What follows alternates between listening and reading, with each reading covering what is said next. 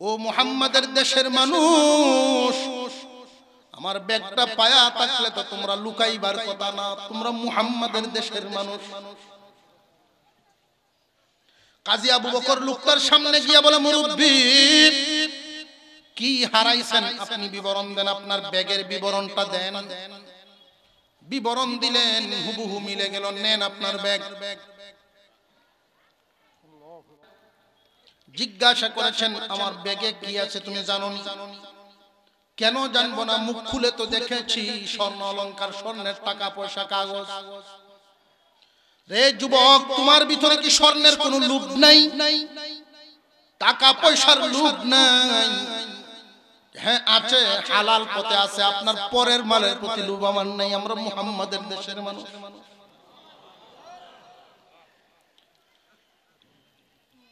কাজী আবু বকরের প্রতি খুশি হয়ে উনি দুইটা স্বর্ণের টাকা, দুইটা টাকা বাইর করে দিছে। না, এই মুহূর্তে আপনার হাদিয়া গ্রহণ করব না। আমি জানি হাদিয়া দেওয়া নেওয়া সুন্নাত, কিন্তু এই মুহূর্তে গ্রহণ করব না। কারণ কুরআনুল কারীমের ভিতরে আল্লাহ বলে দিয়েছেন, যারা সবর করবে সবরের বদলা আল্লাহ নিজ হাতে দিবে। আপনার কাছ থেকে গ্রহণ করে আমার ওই দরজা বন্ধ করব না। মুরব্বি অবাক হয়ে রইলেন, এত বড় আল্লাহওয়ালা যুবক আলাদা হয়ে গেলেন। মুরব্বি তার দেশে চলে গেলেন, যুবক তো তার দেশে রয়ে গেলেন। কয়েক বছর পর কাজী আবু বকর দ্বীনের কাজে একটা মিশন চালু করতেছেন, বিভিন্ন দেশে সফর করবেন, মানুষকে দ্বীনের দাওয়াত দিবেন। নৌকা পথে রওনা দিলেন, ঢেউয়ের কবলে পড়ে নৌকাটা অ্যাক্সিডেন্ট হয়ে গেছে। ঢেউয়ের তালে তালে একটা তক্তার উপরে ভর করে বেহুশ অবস্থায় একটা দ্বীপের মধ্যে গিয়ে কাজী আবু বকর লাগছে। কে কোন দিকে গেছে কারোর কোনো হাদিস নাই, কারোর কোনো হাদিস মিলে নাই। দ্বীপের মানুষগুলো তার সেবা যত্ন করে হুঁশ ফিরাইল। খোঁজ খবর নিয়ে দেখলেন এই দ্বীপের মধ্যে অনেক মানুষ নতুন মুসলমান, ওরা নামাজও জানে না, সূরা কেরাতও জানে না। কাজী আবু বকর নিয়ত করলেন কিছুদিন সেখানে থাকবেন। 3 মাস সেখানে রইলেন। 3 মাস থাকার পরে যারা নামাজ জানতো না, প্র্যাকটিক্যাল শিখায় শিখায় তাদেরকে নামাজি বানায়। সূরা কেরাত গুলো সহি শুদ্ধভাবে মস্ক করায় করায় কিছু মুখস্থ করাইছে। ছোট ছোট বাচ্চাগুলো সকাল হয়ে গেলেই মার বিছানা ছেড়ে দিয়া মক্তবে চলে যায়। এই দৃশ্যটা এলাকার মুরব্বিদেরকে খুব সজাগ করে দিল। মুরব্বিরা আলোচনা শুরু করলো, লো আমরা একটা কাজ করি, এই যুবককে যদি আমাদের এই দ্বীপে রাইখা দিতে পারি অনেক ফায়দা হবে। কেমনে রাখবা, যে তার সাথে আলোচনা করি সে কি থাকবে কিনা, ভালো পরিবার থেকে একটা বিবাহ পড়ায়া দেই। তার সাথে আলোচনা করলো, সে একটা শর্ত দিয়ে দিলেন। কাজী আবু বকর বলছেন, আমারও আপনজন বলতে মক্কায় কেউ নাই, আপনজন বলতে আমার দেশে কেউ নাই। দিনদার মেয়ে যদি পান তাহলে দেখেন। মুরব্বিরা সারা দ্বীপ তালাশ করে দেখেন একটা পরিবার তো আছে, দিনদার পরিবার। এই পরিবারের মেয়েটাও অনেকদিন আগের থেকেই যোগ্য হয়ে আছে, দিনদার স্বামীর অভাবে সেও বিয়ে বসে। মুরব্বিদের উপস্থিতিতে মিল হয়ে গেল। দুজনের বিবাহ কাজ যখন সম্পন্ন হলো, কাজী আবু বকর জানে ওনার বিবি হলো দিনদার, বিবিও জানে তার স্বামী পাইছে দিনদার। স্বামী স্ত্রী দুইজন বাসর রজনীতে প্রথম যখন সাক্ষাৎ হয়, এই যুবক বারবার মেয়েটার দিকে তাকায়া দেখতেছে। মাথা থেকে পা পর্যন্ত পুরো শরীরটাই তো সুসজ্জিত আছে, অলংকার দিয়ে ভরপুর তার দেহটা। তাকায় আছে অলংকার গুলোর দিকে। মেয়েটাই বলে, স্বামী হে। মুরব্বিরা বলছেন, আপনি তো খুব দিনদার মানুষ, আমার অলংকার গুলো কি দেখতেছেন বারবার? রে বিবি, এটা মনে করবে না স্বর্ণের লুভ আমার অন্তরে, এই জন্য দেখতেছি, এই জন্য দেখতেছি না। তোমার গলার হারটা কেন জানি আমার কাছে চিনা চিনা লাগে। এই হারটা তুমি কই পাইছো? কে তোমার কিনে দিছে? তুমি আমার একটু বলো। এমনি মেয়েটা কান্না শুরু করে দিছে, হাউমাউ করে কান্না শুরু করে দিছে। ও স্বামী, আজ থেকে কয়েক বছর আগে আমার আব্বা হজ করতে মক্কায় গেছিলেন। ওইখানে তিনি আমার জন্য এটা কিনছিলেন, ব্যাগ সহ হারায় ফেলছিলেন। মক্কা নগরীর আল্লাহর একজন ওলি যুবক এই ব্যাগটা পাইয়া 3 দিন পরে আব্বার হাতে দিবেন, বিনিময়ে কোনো হাদিয়া পর্যন্ত নেন নাই। এমন কোন দিন নাই আমার আব্বা যতদিন জিন্দা ছিলেন, এমন কোন দিন নাই যুবকের জন্য আব্বা দোয়া করতেন না। মাঝে মাঝে আব্বা বলতেন, মারে তোর দিনদারি চলাফেরা দেখা আমার মনে হয় মক্কা যদি আমার কাছে হইতো, ওই আল্লাহওয়ালা যুবক রে আইনা তোরে তার হাতে আমি উঠায়া দিতাম। মেয়েটা হাউমাউ করে কান্দারি কথা বলে, চোখের পানি মুছতেছে। হঠাৎ তাকায়া দেখে কাজী আবু বকরের চোখ থেকে গড়গড় করে পানি পড়তেছে। স্বামী, আপনি কেন কাঁদেন? কারণ কি? কাজী আবু বকর বলেন, বিবি রে, কুরআনুল কারীমের আয়াত মনে হয়ে গেছে। আল্লাহ যে কোরআনে বলছেন, ইন্নামা ইউওয়াফাস সাবিরুনা আজরাহুম বিগাইরি হিসাব। সবরকারীকে আল্লাহ এমন বদলা দিবেন হিসাব ছাড়া, কল্পনা ছাড়া। মহান আল্লাহ আমাকে এমন বদলা দিবেন, কল্পনাও করি নাই এমন বদলা আল্লাহ আমাকে দিবেন। রে বিবি, মক্কার সেই ওলি যুবক, তুমি যার কথা তুমি বলতেছো, ওই যুবক আর কেউ নয়, আমি কাজী আবু বকর। ইন্নামাল মুমিনুনা আল্লাযীনা ইযা যুকিরাল্লাহু ওয়াজিলাত কুলুবুহুম ওয়া ইযা তুলিয়াত আলাইহিম আয়াতুহু যাদাতহুম ঈমানা ওয়া আলা রাব্বিহিম ইয়াতাওয়াক্কালুন। আল্লাহ পাক রব্বুল আলামিন সত্যিকারের মুমিনের গুণ বর্ণনা শুরু করে দিলেন। 1 নাম্বার গুণ হবে সত্যিকারের ঈমানদার যারা হবে, এদের 1 নাম্বার গুণ, আল্লাহর নামটা স্মরণ হয়ে গেলেই তার মধ্যে পরিবর্তন আইসা যাবে, একটা কম্পন শুরু হবে তার ভিতরে। আল্লাহর নাম স্মরণ হইলেই তার অবস্থার সেই রকম থাকবে না। আল্লাহর নামটা শুনলেই বা স্মরণ হইলেই তার ভিতরে একটা কম্পন শুরু হবে, কম্পন। এই কম্পনের কারণে তার হালত পরিবর্তন হয়ে যাবে। হালত কেমন পরিবর্তন? একজন মানুষ যদি নামাজের সময়ে ব্যবসার খুব ঝামেলার মধ্যে আছে, বেচা কেনা শুরু হয়েছে, দুনিয়ার লোভ লালসা তারে পাগল বানায় দিছে, দুনিয়ার নেশায় পড়ে গেছে, এই টাইমে যদি আল্লাহর নাম তার কানে চলে আসে অথবা নিজের থেকেই স্মরণ হয়ে যায়, তখন এই দুনিয়ার লোভ, দুনিয়ার মায়া মোহ, দুনিয়ার যে পাগল পারা হয়েছিল, এটা পরিবর্তন হয়ে আল্লাহর ধ্যানে চলে যাবে।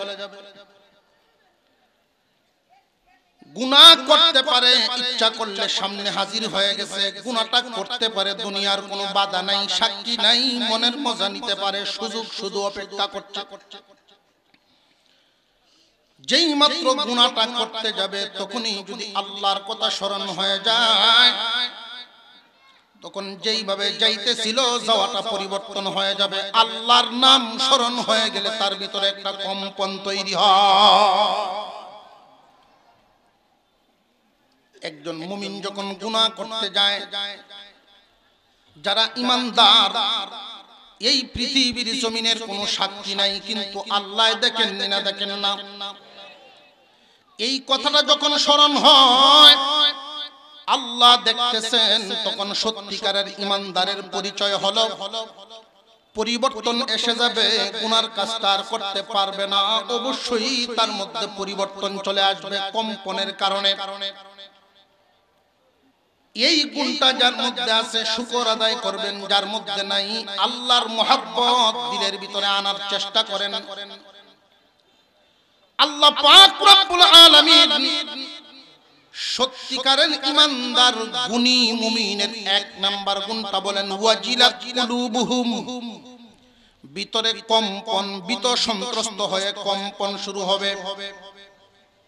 দুনিয়ার জমিনে ভয় হলো দুই প্রকার। লক্ষ্য করে দেখবেন, কুকুরে যদি আপনার দিকে দাউ দাউ করে আসতে থাকে, দেয়ে আসতে থাকে, সাপ বাঘ এই জাতীয় প্রাণীর সামনে পড়লে ভয় লাগে না লাগে না? পক্ষান্তরে উস্তাদের সামনে পড়লে, পীরের সামনে পড়লে, কোন একজন মানুষ যদি সিগারেট টানতে থাকে, সিগারেট এমনি তাকায় দেখে তার চাষাইতাছে, সিগারেটটা কি রাখে না ফেলায় দেয়। পরিবর্তন হয়েছে তার মধ্যে। কেন? উস্তাদ বা পীর বা চাচার সম্মানের কারণে। ঠিক তেমনি ভাবে আল্লাহ পাক রব্বুল আলামিনের মহব্বতটা তোমার দিলের ভিতরে এমন থাকা চাই। আল্লাহ যেমন দয়ালু এমন কিন্তু কঠোর। তোমার মালিকের মহব্বত দিলের ভিতরে এমন থাকা চাই যে আমার আল্লাহ দেখতেছেন, আল্লাহকে দেখায় আমি এই গুনার কাজটা কেমনে করি। যাদের দিলের ভিতরে এমন গুণ আনতে পারে যে আল্লাহর নামটা শুনলেই, আল্লাহর কথা স্মরণ হইলে আল্লাহর মহব্বতটা দিলের ভিতরে এই পরিমাণ থাকা চাই। স্ত্রীর মহব্বত আছে, ভালো কথা, সন্তানের মহব্বত আছে, বন্ধু বান্ধবের মহব্বত আছে, এমনকি নিজের জীবনের তো একটা মহব্বত আছে। সব চাইতে আল্লাহর মহব্বত সবচেয়ে বেশি থাকা লাগবে। হযরত আলী রাদিয়াল্লাহু তাআলা আনহু ঘরের ভিতরে গেলেন, ফাতেমা রাদিয়াল্লাহু আনহা জ্বরে আক্রান্ত, কোনো কিছুই খান নাই, ক্ষুধার্ত অবস্থায় বিছানায় পড়ে আছেন।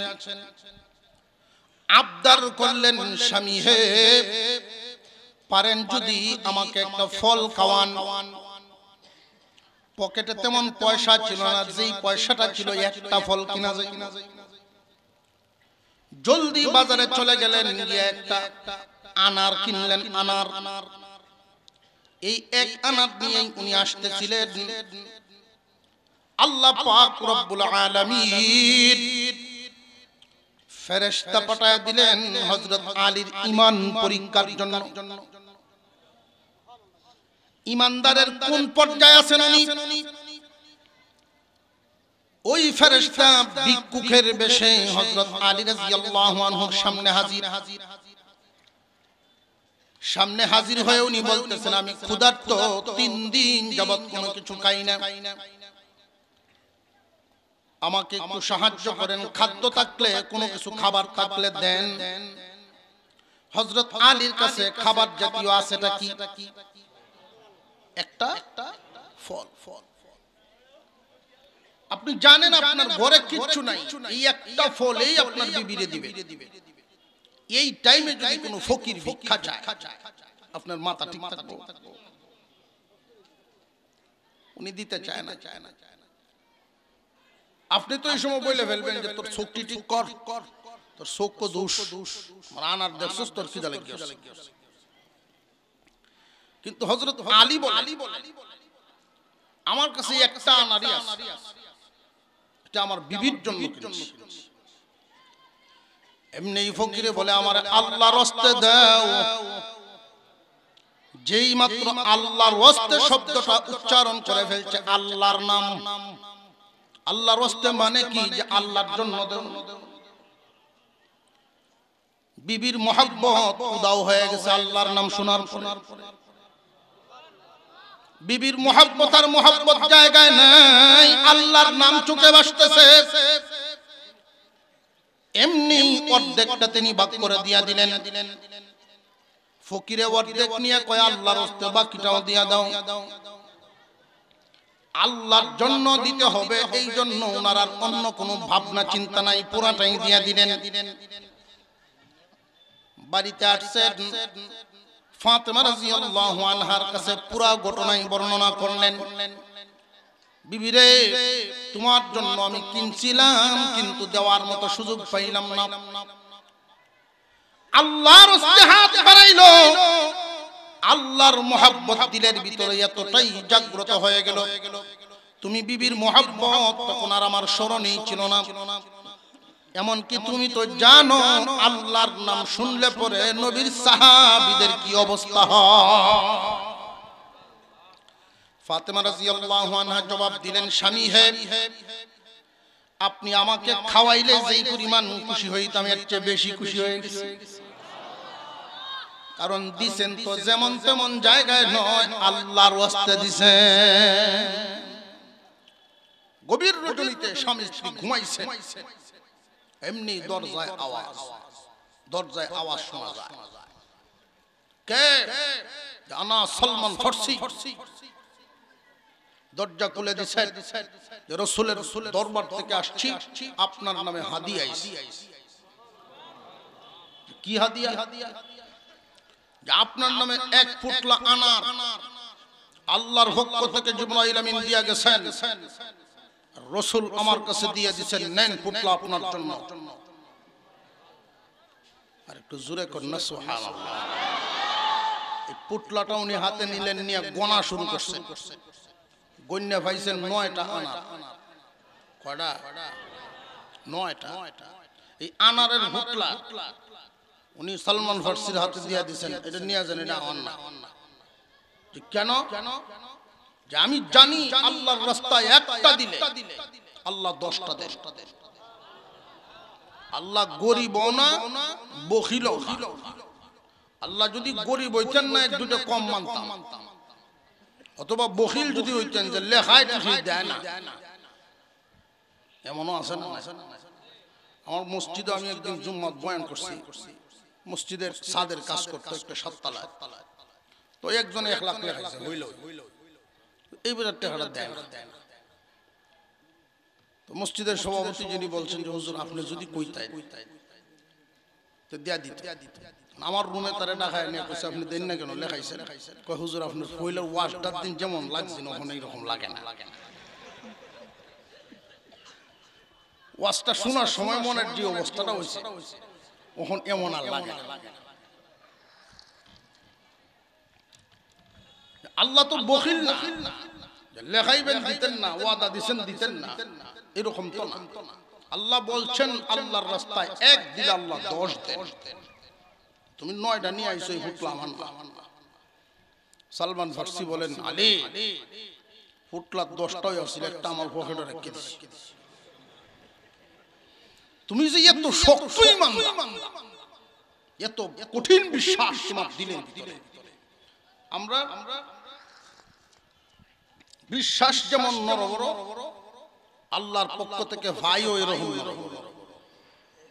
আল্লাহ আমরা খাওয়াইব ঠিক, এই কথা মুখে স্বীকার করি যতটুকু, বিশ্বাস এতটুকু করি না। আল্লাহ খাওয়াইবো, আল্লাহ ফালবো, এই কথাটা যদি বিশ্বাস পুরোপুরি করতাম, তাহলে মুমিন মুসলমান সুদ খাওয়ার কথা না। মুমিন মুসলমানের তাকদীরে যা আছে তাই হবে, এই কথাটা যদি বিশ্বাস করত, তাহলে অন্যের মাল ওজনে কম দিয়ে চুরি করার কথা না। তার যদি পুরোপুরি বিশ্বাসটা এমন থাকতো, আমরার অবস্থা হইছে ইমানদার ঠিকই, আমরার কাজকর্ম এরকম, ফেরেশতাও মনে হয় কলম লয়ে বইতে হয়, কিতা লিখতাম বাউ পাইতাছি না। পল্লী বিদ্যুতের কাজ করে, আমি একদিন একটা মিটারের জন্য আবেদন করছি, তো আমার কাছে তো আর সুযোগ পাইতেছে না। তো আমার ড্রাইভার গেছে, তার কাছে গিয়া বলছে যে এটা একটু দিয়া দেন। কিছু করছো হাতি তো আছে, যাই দিবেন দেন, জমাতের টাইম হইতেছে, নামাজের জমাতের টাইম হইতেছে, যাই দিবেন দেন। এই টাকাটা পকেটে নিয়ে আবার নামাজের জমাত গিয়া কারইছে। আমি গাড়ির বইয়ের দৃশ্য দেখতেছি, তার যে লো আর সুরটা, মনে মনে কই আল্লাহ ফেরেশতা কি লিখবো, কলম লইয়া তো দাঁড়ায় থাকবো কিতা লিখতাম হইতেছে না।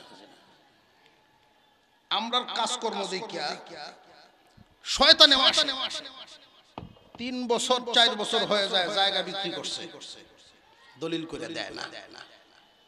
আছে না নাই? আল্লাহর ভয় ভিতরে থাকলে এই অবস্থা হইতো, দেয় না। কয়েকদিন তারা সাব রেজিস্ট্রার অফিসে নিছে, দলিল টলিল লেখা হয়, বাউসা হইছে, দেখে হ্যাঁ নাই ঘুরে আইসা। কি ভাই আপনি গেলেন, আবার আয়া বললেন কহারে তোর তো কই আইতাম মনে নাই, এই মুহূর্তে ফোন আইছে আমার বেআইন হাসপাতাল, তো তোর জায়গা বড় না আমার বেআইন বড়। বেআইন অসুস্থ তো যাও নই লাগে, কোনোভাবেই লইতে পারে না। অবশেষে এলাকার গণ্যমান্য কিছু জঘন্য তো থাকে, এইরকম এক লোক বা বলছে যে ভাই দেখেন আমার জায়গাটা দেয় না, তো এর আন্ডা খায়া সামনাসামনি যখন বসলো, দলিল করে দেও না কেন, 3 বছর 8 বছর আগে জায়গা বেচছো, কেন যে দেই না এটা কি সবার সামনে বলা যাইব? কেন যে দেই না এটা কি সবার সামনে কোন যাব? আপনি বুঝেন না কিছু? কই ও আচ্ছা গোপন কথা, আয় দেখি গোপনে যাই।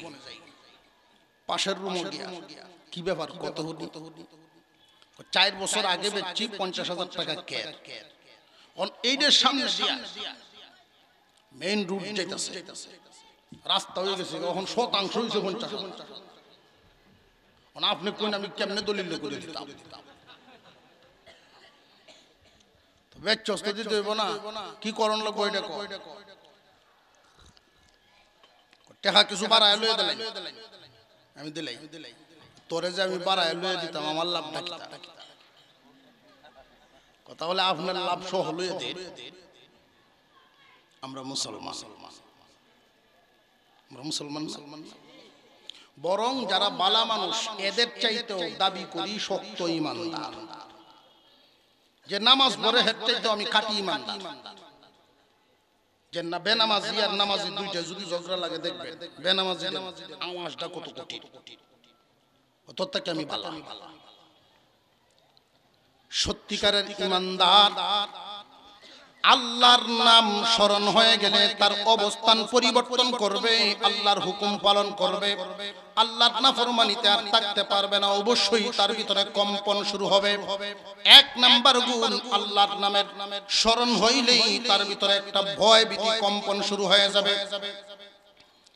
2 নাম্বার, সত্যিকারের ইমানদার গুণী ইমানদারের 2 নাম্বার গুণ হবে ওয়াজিলাত কুলুবুহুম ওয়া ইযা তুলিয়াত আলাইহিম আয়াতুহু যাদাতহুম ঈমানা। কুরআনুল কারীমের তিলাওয়াত শুনলে তার ঈমান বাড়বে, ঈমান বাড়বে, ঈমান বাড়বে। আল্লাহর কালামের তিলাওয়াত শুনলে তার ঈমান বাড়বে। 2 নাম্বার গুণের অধিকারী এটা, 2 নাম্বার গুণ। প্রশ্ন হলো ঈমান বাড়ে না কমে এটা কেমনে বুঝতাম? ঈমান তো দেখা যায় না, হাতেও ধরা যায় না, বাড়ে না কমনে কেমনে বুঝতাম? মুফাসসিরিনে কেরাম বলেন যদি কোরআন তিলাওয়াত শুনলে তোমার ভালো লাগে বুঝবা তোমার ঈমান বাড়ে।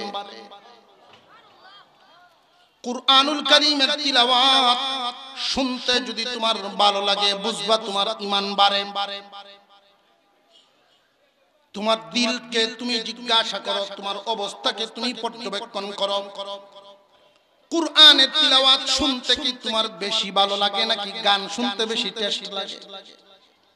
যদি দেখা যায় যে না কুরআন শুনতে বেশি ভালো লাগে বুঝবা 2 নাম্বার গুণ তোমার মধ্যে আছে।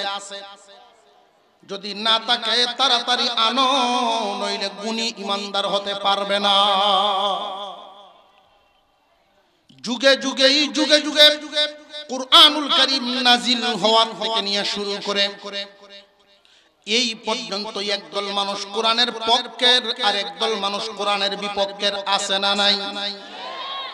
এখনো পর্যন্ত আছে, কিয়ামত পর্যন্ত থাকবে। সত্যিকারের ঈমানদার যারা হবে তারা কোরআনের পক্ষের থাকবে, কুরআনুল কারীমকে হৃদয়ে লালন করবে, কোরআনকে মহব্বত করবে। যারা কোরআন পড়ে পড়ায় এদেরকে মহব্বত করবে, কোরআনের সাথে সম্পর্ক রাখবে। সত্যিকারের ঈমানদারের 2 নাম্বার গুণ, কুরআনুল কারীমের তিলাওয়াত শুনলে তার ভালো লাগে। তিন নাম্বার গুণ হলো আল্লাহ পাক রব্বুল আলামিন বলেন ওয়া আলা রাব্বিহিম ইয়াতাওয়াক্কালুন। সত্যিকারের ইমানদারের তিন নাম্বার গুণ হলো আল্লাহর উপরে ভরসা করবে। আল্লাহর উপরে ভরসাটার দুই একটা কথা না বললে বুঝবেন না কেমনে করা লাগে ভরসা। সত্যিকারের ইমানদার যেই ব্যক্তিটা হবে তার সাথে আলোচনা করলে আপনি বুঝতে পারবেন সে কোন ধরনের ইমানদার, নামের ইমানদার নাকি গুণের ইমানদার আপনি বুঝতে পারবেন। যদি জিজ্ঞাসা করা হয় আপনি কেমনে চলেন, প্রথমেই তার উত্তর আসবে যে আল্লাহ চালায়। আল্লাহ পাক রব্বুল আলামিন আমাদেরকে চালান, এতে কোনো সন্দেহ আছে নাকি? সবকিছুর ব্যবস্থাকারী কে? সত্যিকারের ইমানদার স্বীকার করবে যে আমার আল্লাহ চালায়, তবে ব্যবসার উসিলায়। আল্লাহ আমাকে চালান, একটা ছেলে বিদেশে আছে তার উসিলায়। আল্লাহ আমাকে চালান, চাকরির উসিলায়। সবকিছু দেন কে? এই কথাটা সর্বপ্রথম তার দিলের ভিতরে আসবে। আল্লাহর উপরে ভরসার অর্থ হলো এটা। আপনি ঢাকায় যাবেন গাড়ির মাধ্যমে, তবে দিলের ভিতরে থাকবে যে আমার আল্লাহ নেওয়াইবেন গাড়ির উসিলায়। মাধ্যম হবে একটা বস্তু, কিন্তু করবেন যিনি মালিক হলেন আল্লাহর প্রতি ভরসা রাখবেন। সর্ব অবস্থায় আল্লাহর উপরে ভরসা।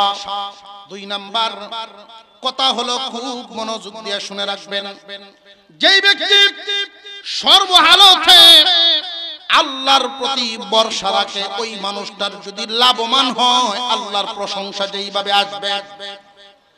ক্ষতিগ্রস্ত হয়ে গেলে সবর দিলের ভিতরে আসবে যে আল্লাহ যা ভালো মনে করেছেন তাই তো করেছেন।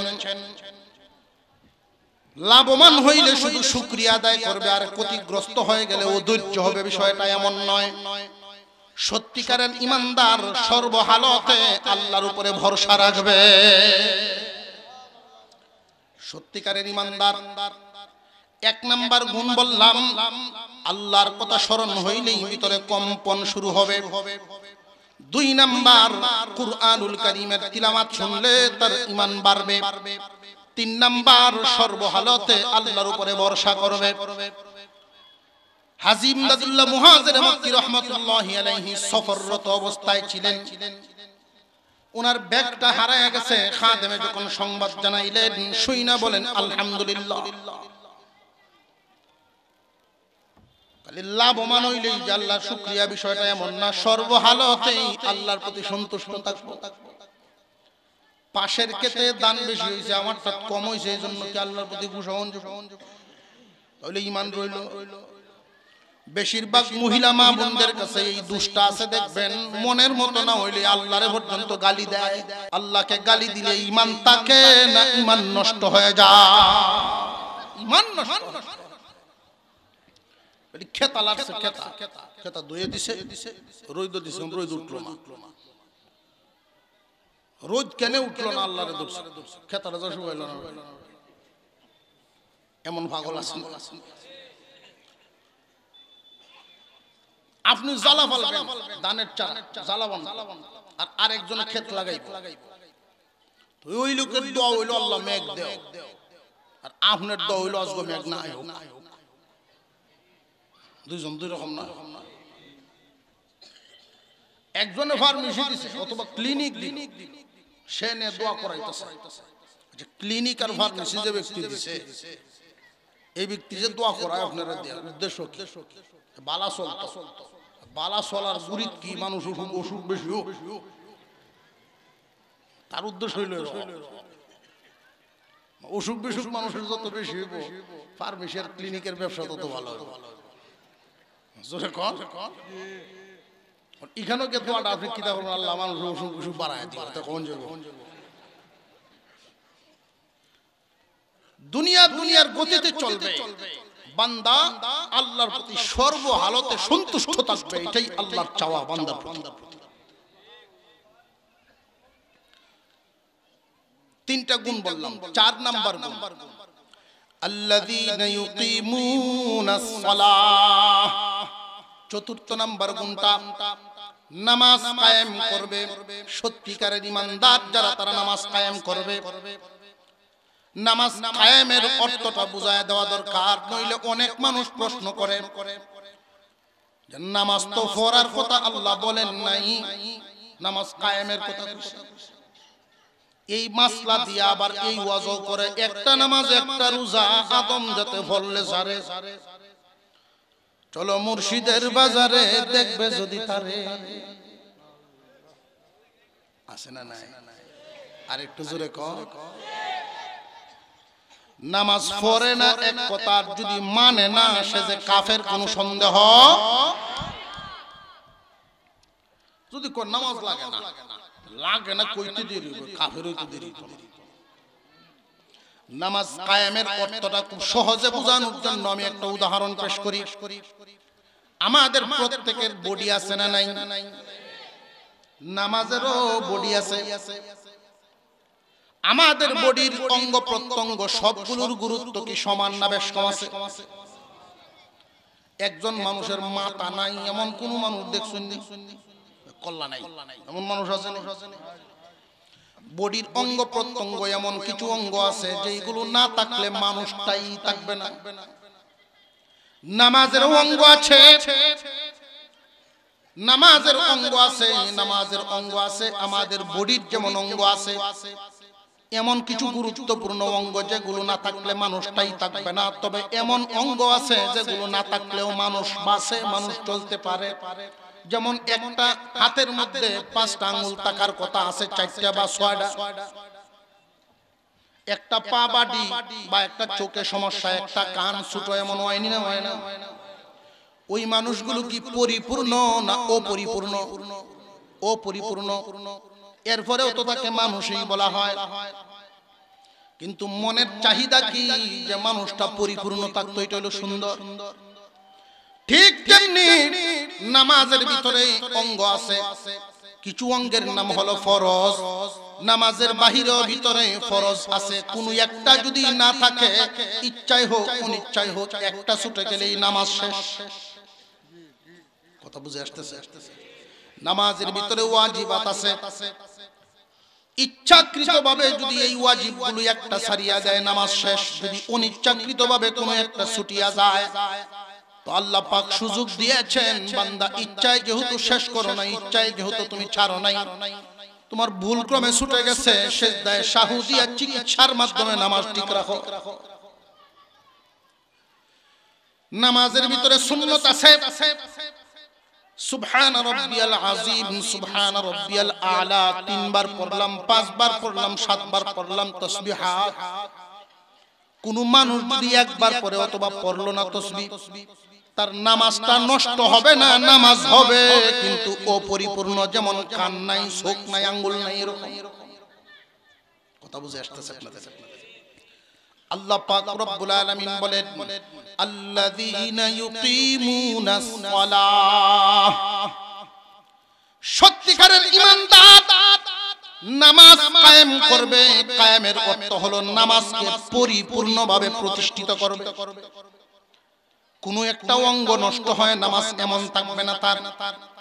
সত্যিকারের ঈমানদারের নামাজটা হবে পরিপূর্ণ। সেজদা সেজদার মতো হবে, রুকু রুকুর মতো হবে, তাসবিহ তাসবির মতো হবে।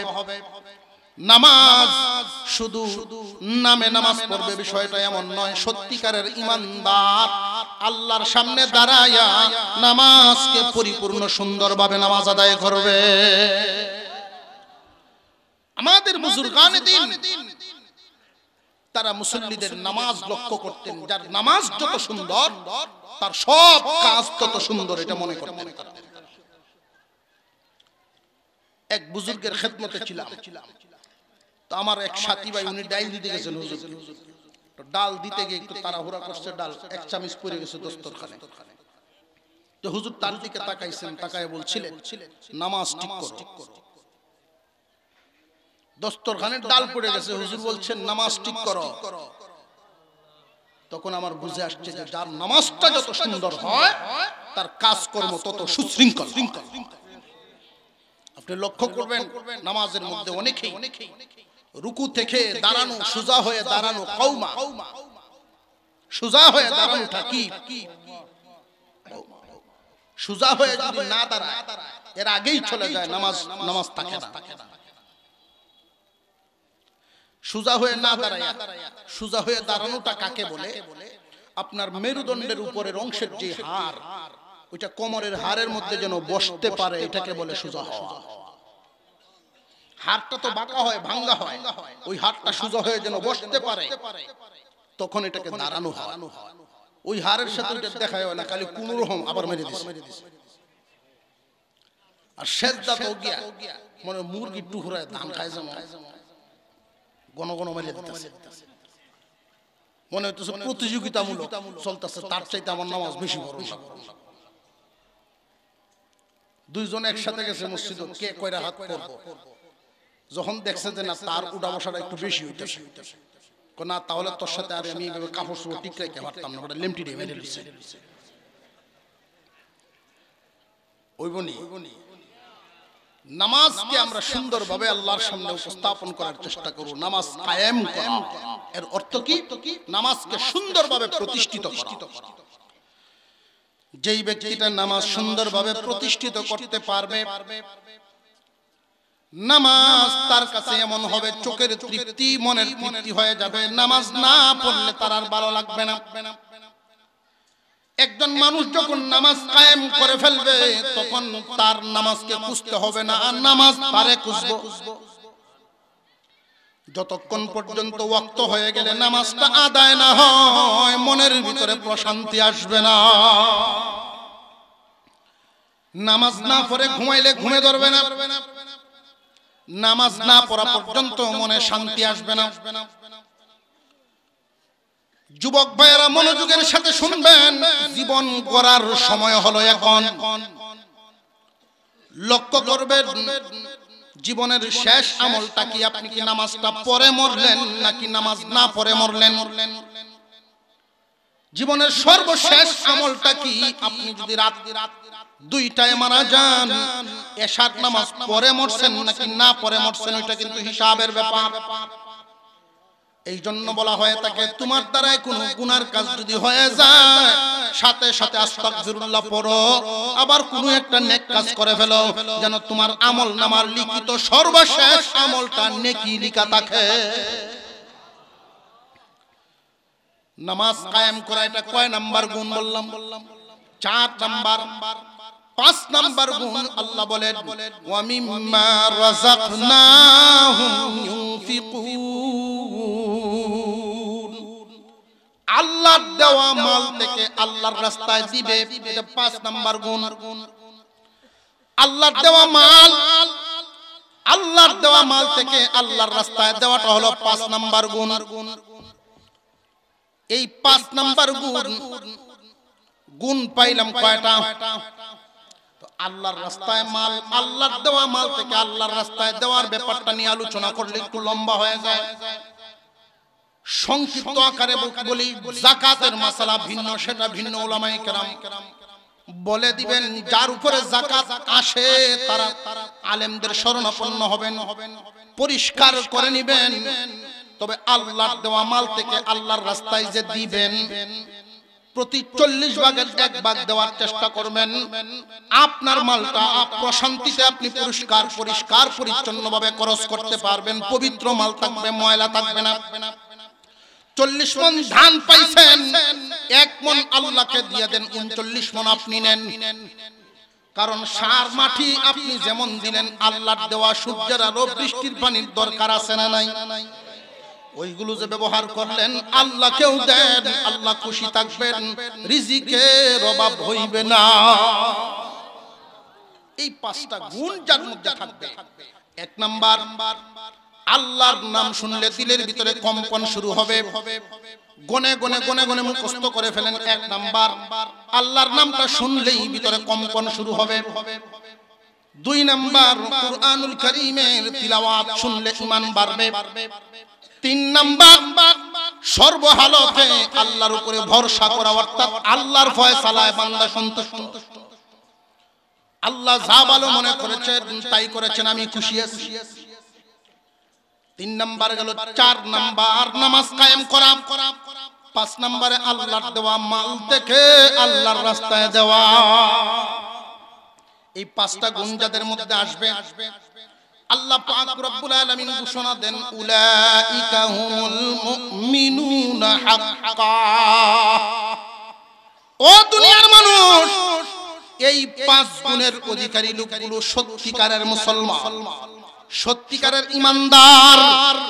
এই সত্যিকারের ঈমানদারদের হালতটা কি হবে কিয়ামতের দিন? সংক্ষিপ্তভাবে 2-3 মিনিটে হাসরের চিত্রটা একটু মনে করেন। হাসরের মাঠ, সমস্ত মুসলমান ঈমানদারেরা 3 দলে বিভক্ত হবে। একদল মানুষ বিনা হিসাবেই চলে যাবে, তাদের তবকা অনেক উঁচা। আল্লাহর ওলিগণের জামাত বিনা হিসাবেই চলে যাবেন। বাকি থাকবে 2 দল। এক দলের কাছে এই গুণগুলো থাকবে, আরেক দলের কাছে এই গুণগুলো থাকবে না। আরেক দলের কাছে এই গুণগুলো থাকবে, আরেক দলের কাছে এই গুণগুলো থাকবে না। যাদের কাছে এই গুণগুলো থাকবে, মহান আল্লাহ পাক রব্বুল আলামিন খুব সহজ হিসাবে এদেরকে জাহান্নামে না নিয়েই জান্নাত দিয়ে দিবে। এই 5টা গুণ যাদের মধ্যে এই গুণগুলো থাকবে না, ওরা জাহান্নামে জ্বলবে, তারপরে জান্নাতে যাবে। জ্বলবে কে? কি পরিমাণ? যার অপরাধ হবে যেই পরিমাণ। জান্নাত হলো পবিত্র একটা জায়গা, গুনাহ নামক ময়লা সহ কেউ সেখানে ঢুকতে পারবে না। গুনাহ নামক ময়লা সহ কেউই ঢুকতে পারবে না। গুনাহ মাফ করায়া দুনিয়ার জমিন ছাড়ার জন্য আল্লাহ ব্যবস্থা রাখছেন, বহুত ব্যবস্থা আমাদের সামনে রাখছেন। যেমন রমজান মাস সামনে আসতেছে, এই রমজান মাসে কেউ যদি পবিত্রতা রক্ষা করতে পারে, রমজানের পবিত্রতা রক্ষা হয় রোজা ভাঙলে না রাখলে। রমজানের পবিত্রতা রক্ষা হয় মিথ্যা কথা ছাড়লে না রাখলে। মিথ্যা ছেড়ে দেওয়া, গীবত ছেড়ে দেওয়া, চোখের গুনাহ ছেড়ে দেওয়া, কানের গুনাহ ছেড়ে দেওয়া। রমজান মাসের পবিত্রতা রক্ষা করে যদি কেউ ঈদের দিন সকাল বেলায় ঈদগাহে যায়, আল্লাহ পাক রব্বুল আলামিন তখনই ফেরেশতাদেরকে ডাক দিয়া বলেন, ফেরেশতারা রে, বলো দেখি কোন এক মালিকের কাজকর্ম যদি কর্মচারী ডিউটিটা ঠিকমতো পালন করে, মালিকের উচিত কি? ফেরেশতারা বলে, আল্লাহ, মালিকের উচিত হলো পরিপূর্ণ বদলা তাকে দিয়ে দেওয়া। আল্লাহ জিজ্ঞাসা করেন, আমি আল্লাহর চাইতে ভালো কোন মালিক আছেনি? আমি আল্লাহর চাইতে ভালো কোন মালিক আছেনি? যে না না, আপনার চাইতে ভালো কোন মালিক নাই। তাহলে তোমরা সাক্ষী থাকো, রমজানের পবিত্রতা রক্ষা করে যারা এখানে আসছে, আমি আল্লাহ এদেরকে নবজাতক শিশুর মতো নিষ্পাপ বানায়া দিলাম। আল্লাহ পাক এদের জিন্দেগীর গুনাহ এমন ভাবে maaf করেন, আল্লাহ চান না কোন ঈমানদার গুনাহ সহ দুনিয়া থেকে বিদায় হোক। কারণ গুনাহ সহ বিদায় হইলেই তাকে জাহান্নামে নেওয়া লাগে, পবিত্র করার জন্য জাহান্নামের আগুনে জ্বালানো লাগে। জাহান্নাম তো বানাইছেন ঈমানদারের জন্য না, বানাইছেন কাফেরদের জন্য। জান্নাত বানাইছেন ঈমানদারের জন্য, ঈমানদার কেন জাহান্নামে যাবে? আল্লাহ এটা চান না। কিন্তু এর পরেও যাবে অনেক ঈমানদার নিজের খাসলতের কারণে গুনাহ করে ঠিক, কিন্তু maaf করায় না, তওবা করে না, maaf করায় না। গুনাহগার মুসলমান হয়ে দুনিয়ার জমিন থেকে বিদায় হয় না মুসলমান। এই গুণী মুসলমান হয়ে যদি দুনিয়ার জমিন ছাড়া যায়, আল্লাহ বলেন উলাইকা হুমুল মুমিনুনা হাক্কা, এরা হইল সত্যিকারের ঈমানদার, গুণী ঈমানদার, 5টা গুণের অধিকারী। আল্লাহ পাক রব্বুল আলামিন এদের জন্য পুরস্কার ঘোষণা করেন। 1 নাম্বার পুরস্কার, লাহুম দারাজাতুন ইনদা রাব্বিহিম, আল্লাহ পাক এদের মর্যাদা বৃদ্ধি করে দিবেন, এদের দাম মর্যাদা বাড়ায়া দিবেন। 2 নাম্বার, ওয়া মাগফিরাতুন, এদের জিন্দেগীর গুনাহগুলো আল্লাহ maaf করে দিবেন। 3 নাম্বার, ওয়া রিজকুন কারীম, সম্মানী রিজিক আল্লাহ তাকে খাওয়াইবে। এখন এখানে একটা প্রশ্ন আছে, প্রশ্নটা হলো আল্লাহ পাক ঈমানদারের সত্যিকারের মুমিনের গুণ বর্ণনা করেছেন 5টা, কিন্তু পুরস্কার দিবেন, পুরস্কার কয়টা? 3টা। গুণ বর্ণনা করলেন 5টা, আল্লাহ পুরস্কার দিলেন 3টা। ও আল্লাহ, আপনি না দয়াল। বান্দার গুণ 5টা, পুরস্কারও যদি 5টা হইতো তাহলে না ভালো ছিল। এটাই তো আমাদের মনের একটা চাহিদা। এই কথাটা বোঝানোর জন্য আমরা আবার একটু পিছনের দিকে যাই। গুণ কয়টা? 5টা। 1 নাম্বার গুণ ওয়াজিলাত কুলুবুহুম ইযা যুকিরাল্লাহু ওয়াজিলাত কুলুবুহুম। 1 নাম্বার গুণ আল্লাহর নাম শুনলেই ভিতরে কম্পন শুরু হয়ে যায়, অন্তর কাঁপে। এই অন্তরে যে ভয় ভীতিটা তৈরি হয় এটা আমার বডির কোন অংশের সাথে সম্পর্ক? অন্তর। অন্তরের সাথে সম্পর্ক জায়গা পাইলাম একটা। আল্লাহর কালাম তিলাওয়াত শুনলে ভালো লাগে, ভালো লাগা মন্দ লাগা এটাও সম্পর্ক কোন অংশের সাথে? অন্তর। 2টা গুণ একটা জায়গার সাথে সম্পর্ক। আল্লাহর উপরে ভরসা করা সর্বহালাতে, এই ভরসা করাটাও অন্তরের সাথে। গুণ পাইলাম একটা, জায়গা হইল জায়গা একটা, গুণ 3টা। জায়গা একটা, গুণ হইল 3টা। 3টা গুণ একটা জায়গার সাথে সম্পর্ক। আল্লাযীনা ইউকিমুনাস সালাত। 4 নাম্বার গুণ যারা নামাজ কায়েম করে। নামাজ কায়েম করতে লাগে মাথার চুলের গোড়ালি থেকে কপাল থেকে নিয়ে পায়ের পাতা পর্যন্ত পুরা বডিটা নামাজের মধ্যে লাগে না লাগে না? নামাজ কায়েম করতে লাগে পুরা বডি। প্রথম 3টা গুণ পাইলাম অন্তরের সাথে সম্পর্ক। 4 নাম্বার গুণটা পাইলাম বডির সাথে সম্পর্ক। 5 নাম্বার গুণ আল্লাহর দেওয়া মাল, আল্লাহর রাস্তায় দেওয়া, এটা মালের সাথে সম্পর্ক। গুণ 5টা কিন্তু জায়গা 3টা। গুণ 5টা, জায়গা পাইলাম 3টা। এই জন্য আল্লাহ পাক বান্দাকে পুরস্কারও দিবেন 3টা। আর একটু জোরে কোন সুবহানাল্লাহ। এই পুরস্কার যে 3টা দিলেন আপনারা একটু লক্ষ্য করেন। অন্তরের পুরস্কার, অন্তরের গুণে গুণান্বিত যারা হবে এদেরকে আল্লাহ অন্তরে পুরস্কার দিবেন। অন্তরে। বডির গুণে গুণান্বিত যারা হবে আল্লাহ পুরস্কারটাও দিবেন বডির ক্ষেত্রে। মালের গুণে গুণান্বিত যারা হবে এদেরকে আল্লাহ পুরস্কারটাও দিবেন মালের ক্ষেত্রে। পুরস্কার 3টা আমরা একটু ধারাবাহিকভাবে দেখি। গুণ 3টা তো পাইলাম, 3 গুণের সম্পর্ক 3 জায়গা। গুণ মোট 5টা গুণ 3 ভাগে ভাগ হইছে। 5টা গুণের সম্পর্ক 3টা জায়গার সাথে। প্রথম 3টা গুণের সম্পর্ক অন্তরের সাথে। 4 নাম্বার গুণের সম্পর্ক বডির সাথে। 5 নাম্বার গুণের সম্পর্ক মালের সাথে। কথা বুঝে আসছে আপনাদের? লাহুম দারাজাতুন ইনদা রাব্বিহিম। 1 নাম্বার পুরস্কার বান্দার মর্যাদা আল্লাহ বাড়ায় দিবেন, মর্যাদা বৃদ্ধি করে দিবেন। এই দুনিয়ার জমিনে একজন মানুষের মর্যাদা যখন বেড়ে যায় মানুষের মন ও খুশি না খুশি? আল্লাহ পাক রব্বুল আলামিন অন্তরের গুণে গুণান্বিত যারা হবে, অন্তরের গুণে গুণান্বিত যারা হবে, 3টা গুণ যার অন্তরের সাথে থাকবে, এই অন্তরটা গুণী অন্তর, আল্লাহ বলেন তোমার মর্যাদা বাড়ায়া দিয়া অন্তরকে খুশি করে দিব। 4 নাম্বার গুণ নামাজ কায়েম করা, বডির সাথে সম্পর্ক। আল্লাহ বলেন ওয়া মাগফিরাতুন, ক্ষমা ঘোষণা করলেন যারা নামাজ কায়েম করবে। নামাজ কায়েমের অর্থ কিন্তু এক ওয়াক্ত পড়া আর এক ওয়াক্ত ছাড়া, এর দ্বারা নামাজ কায়েম নয়। নামাজ কায়েম হলো ওয়াক্ত মতো পরিপূর্ণভাবে 5 ওয়াক্ত নামাজ চালায়া যাওয়া। যারা নামাজ কায়েম করবে আল্লাহ পাক রব্বুল আলামিন ক্ষমা ঘোষণা করলেন। এই দুনিয়ার জমিনে আমরা যারা আছি গুনাহ যত হয় দেখবেন বডির কোনো না কোনো অঙ্গের সাথে সম্পর্ক।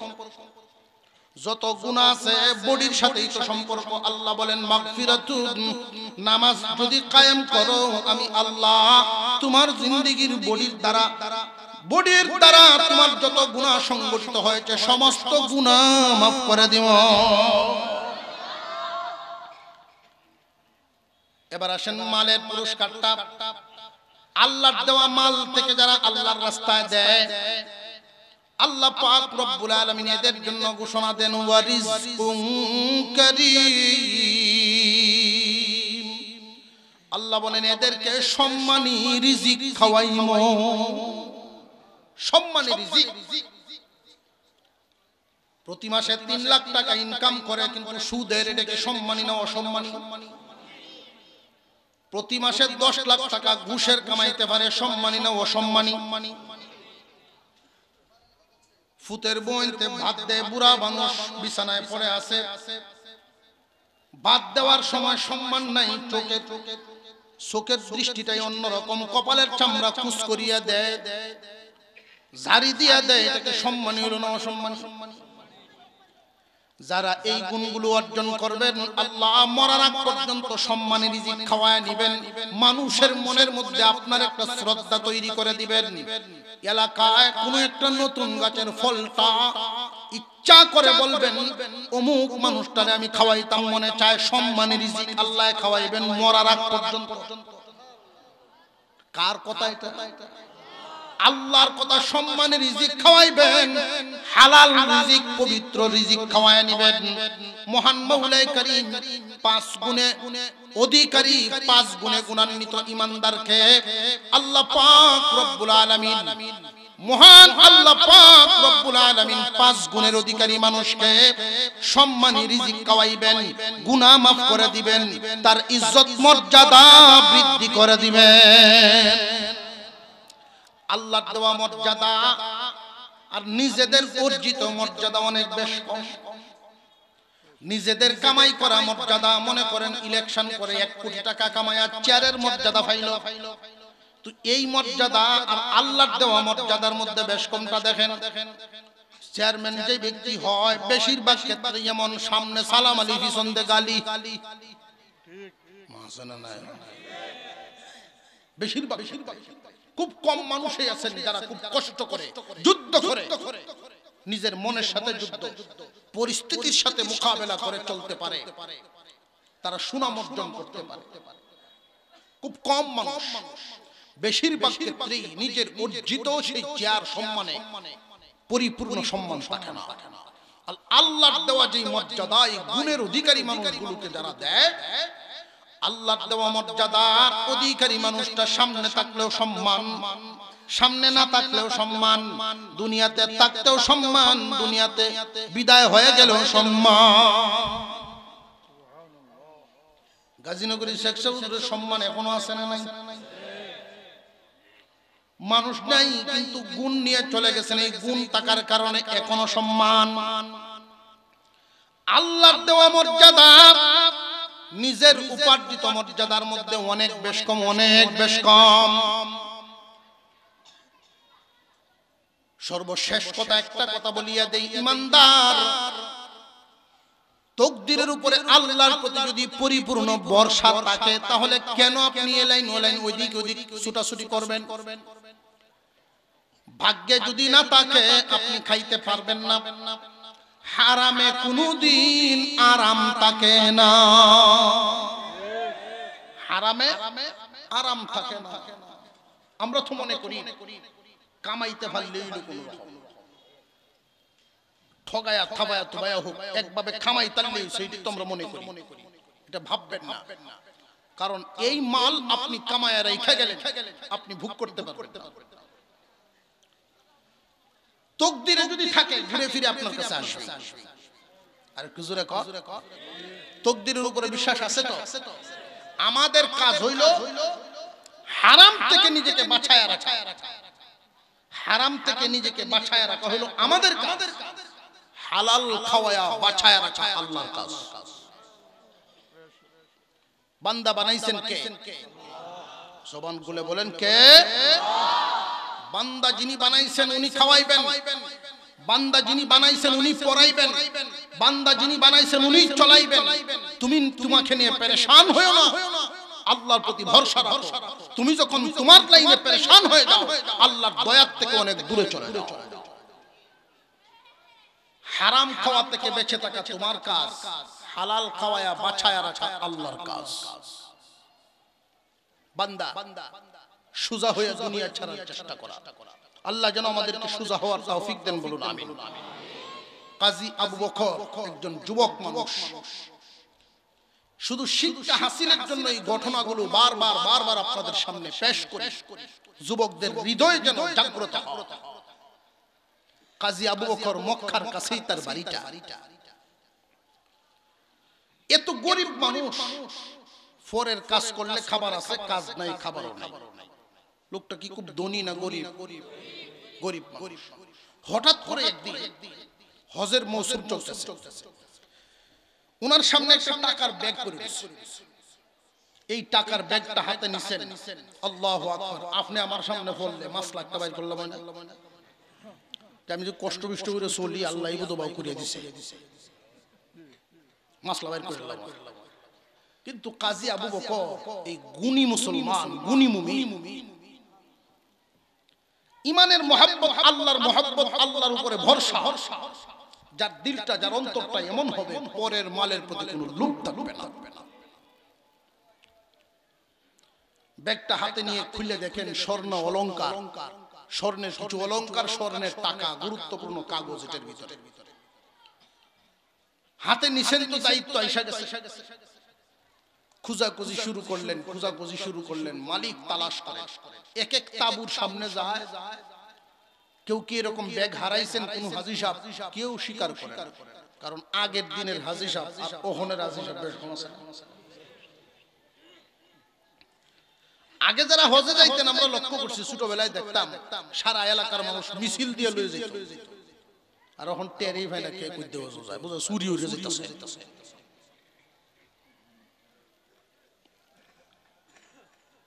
আগের হাজী সাহেবগণ বাজারে বাজারে ঘুরতেন, দোকান থেকে বাকি সাকি নিছেন কিনা, কারোর পাওনা দাওনা আছে কিনা, কার কি হক আছে, সব শেষ করে নির্ভেজাল এই ইহরামের কাপড়কে কাফনের কাপড় মনে করে বিদায় হয়ে যায়। আর এখনের হাজী সাহেব 40 দিনের বুঝতে হবে দিয়া সাবিডে, সিন্ধুকের সাবিডের সাথে লয়ে যায়, তোরা কোন রকম চল, আমি যাইতাছি, আর কোরআন যাইতাছি। জোরে কর।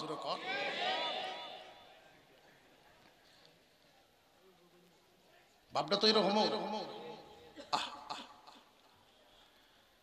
খুঁজতেছে, কোনো মালিক পায় না, কেউ স্বীকার করে না। এইভাবে একদিন চলে গেল, 2 দিন চলে গেল, তার তো নিজের খাবার দাবার নাই, কাজ নাই, খাবার খাইব কই? পেট পিট একসাথে লাগিয়ে যাইতেছে, পায়ে পায়ে বাড়ি লাগে ক্ষুধার কারণে। তৃতীয় দিন কাজী আবু বকরের সামনে একজন মুরব্বী মানুষ উঁচা আওয়াজে বলতেছেন, এলোমেলো চুল। ওই লোকটাও ব্যাগ তালাশ করতেছে মানুষের ভিড়ের মধ্যে, বলে, ও মুহাম্মাদের দেশের মানুষ, আমার ব্যাগটা পায়া থাকলে তো তোমরা লুকাইবার কথা না, তোমরা মুহাম্মাদের দেশের মানুষ। কাজী আবু বকর লোকটার সামনে গিয়া বলে, মুরব্বী, কি হারাইছেন আপনি বিবরণ দেন, আপনার ব্যাগের বিবরণটা দেন। বিবরণ দিলেন, হুবহু মিলে গেল, নেন আপনার ব্যাগ। জিজ্ঞাসা করেছেন, আমার ব্যাগে কি আছে তুমি জানো নি? কেন জানবো না, মুখ খুলে তো দেখেছি, স্বর্ণ অলংকার, স্বর্ণের টাকা পয়সা, কাগজ। রে যুবক, তোমার ভিতরে কি স্বর্ণের কোনো লোভ নাই? টাকা পয়সার লোভ নাই? হ্যাঁ আছে, হালাল পথে আছে, আপনার পরের মালের প্রতি লোভ আমার নাই, আমরা মুহাম্মাদের দেশের মানুষ।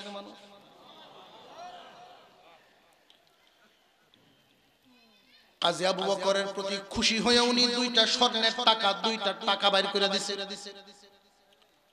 না, এই মুহূর্তে আপনার হাদিয়া গ্রহণ করব না, আমি জানি হাদিয়া দেওয়া নেওয়া সুন্নাত, কিন্তু এই মুহূর্তে গ্রহণ করব না। কারণ কুরআনুল কারীমের ভিতরে আল্লাহ বলে দিয়েছেন, যারা সবর করবে সবরের বদলা আল্লাহ নিজ হাতে দিবে। আপনার কাছ থেকে গ্রহণ করে আমার ওই দরজা বন্ধ করব না। মুরব্বি অবাক হয়ে রইলেন, এত বড় আল্লাহওয়ালা যুবক। আলাদা হয়ে গেলেন, মুরব্বি তার দেশে চলে গেলেন, যুবক তো তার দেশে রয়ে গেলেন। কয়েক বছর পর কাজী আবু বকর দ্বীনের কাজে একটা মিশন চালু করতেছেন, বিভিন্ন দেশে সফর করবেন, মানুষকে দ্বীনের দাওয়াত দিবেন। নৌকা পথে রওনা দিলেন, ঢেউয়ের কবলে পড়ে নৌকাটা অ্যাক্সিডেন্ট হয়ে গেছে। ঢেউয়ের তালে তালে একটা তক্তার উপরে ভর করে বেহুশ অবস্থায় একটা দ্বীপের মধ্যে গিয়ে কাজী আবু বকর লাগছে। কে কোন দিকে গেছে কারোর কোনো হাদিস নাই, কারোর কোনো হাদিস মিলে নাই। দ্বীপের মানুষগুলো তার সেবা যত্ন করে হুঁশ ফিরাইল।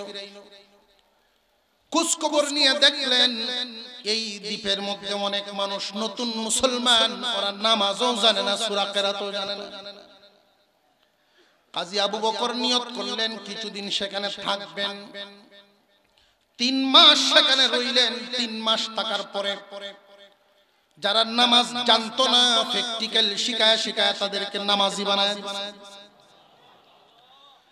সূরা কেরাত গুলো সহি শুদ্ধভাবে মস্ক করায় করায় কিছু মুখস্থ করাইছে। ছোট ছোট বাচ্চাগুলো সকাল হয়ে গেলেই মার বিছানা ছেড়ে দিয়া মক্তবে চলে যায়। এই দৃশ্যটা এলাকার মুরব্বীদেরকে খুব সজাগ করে দিল। মুরব্বীরা আলোচনা শুরু করলো, লো আমরা একটা কাজ করি, এই যুবককে যদি আমাদের এই দ্বীপে রাইখা দিতে পারি অনেক ফায়দা হবে। কেমনে রাখবা, যে তার সাথে আলোচনা করি সে কি থাকবে কিনা, ভালো পরিবার থেকে একটা বিবাহ পড়ায়া দেই। তার সাথে আলোচনা করলো, সে একটা শর্ত দিয়ে দিলেন। কাজী আবু বকর বলছেন, আমারও আপনজন বলতে মক্কায় কেউ নাই, আপনজন বলতে আমার দেশে কেউ নাই। দিনদার মেয়ে যদি পান তাহলে দেখেন। মুরব্বীরা সারা দ্বীপ তালাশ করে দেখেন একটা পরিবার তো আছে, দিনদার পরিবার। এই পরিবারের মেয়েটাও অনেকদিন আগের থেকেই যোগ্য হয়ে আছে, দিনদার স্বামীর অভাবে সেও বিয়ে বসে। মুরব্বীদের উপস্থিতিতে মিল হয়ে গেল। দুজনের বিবাহ কাজ যখন সম্পন্ন হলো, কাজী আবু বকর জানে ওনার বিবি হলো দিনদার, বিবিও জানে তার স্বামী পাইছে দিনদার। স্বামী স্ত্রী দুইজন বাসর রজনীতে প্রথম যখন সাক্ষাৎ হয়, এই যুবক বারবার মেয়েটার দিকে তাকায়া দেখতেছে। মাথা থেকে পা পর্যন্ত পুরো শরীরটাই তো সুসজ্জিত আছে, অলংকার দিয়ে ভরপুর তার দেহটা। তাকায় আছে অলংকার গুলোর দিকে। মেয়েটাই বলে, স্বামী হে। মুরব্বীরা বলছেন, আপনি তো খুব দিনদার মানুষ, আমার অলংকার গুলো কি দেখতেছেন বারবার? রে বিবি, এটা মনে করবে না স্বর্ণের লুট আমার অন্তরে, এই জন্য দেখতেছি, এই জন্য দেখতেছি না। তোমার গলার হারটা কেন জানি আমার কাছে চিনা চিনা লাগে। এই হারটা তুমি কই পাইছো? কে তোমার কিনে দিছে? তুমি আমার একটু বলো। এমনি মেয়েটা কান্না শুরু করে দিছে, হাউমাউ করে কান্না শুরু করে দিছে।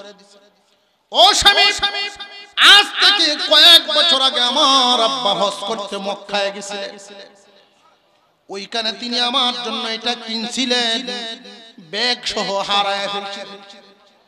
মক্কা নগরীর আল্লাহর একজন ওলি যুবক এই ব্যাগটা পাইয়া 3 দিন পরে আব্বার হাতে দিছেন, বিনিময়ে কোনো হাদিয়া পর্যন্ত নেন।